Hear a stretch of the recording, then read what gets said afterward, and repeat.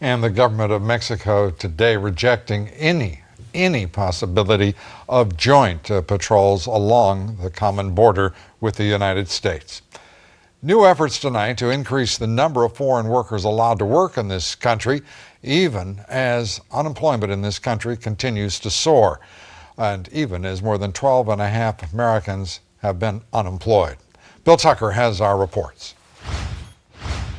Debates rage across Europe on the impact of foreign workers on the domestic workforce. Spain is asking foreign workers who lose their jobs to leave and go back to their home country. Australia has tightened its immigration policy and placed new limits on a variety of immigration programs. Yet in America, there's a bill pending by Senator Barbara Mikulski to expand the H-2B visa program.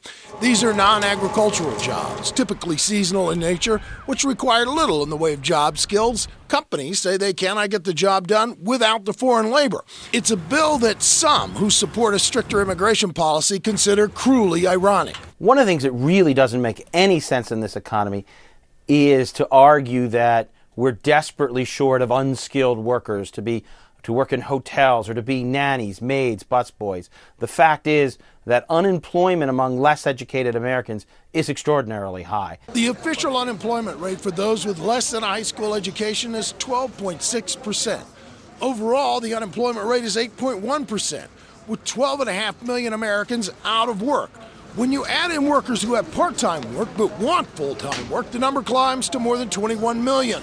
But last year, while nearly 3 million Americans lost their jobs, we granted 1.1 million green cards and allowed in another 910,000 workers on temporary visas.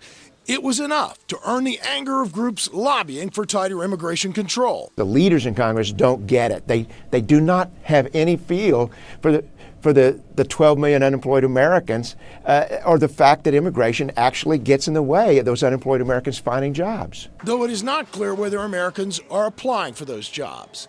Late last week, a letter from the State Department went out to employers who use J visas. According to a spokeswoman for the State Department, the letter asked that the employers review the number of visas they might request, suggesting that the recession might impact their business.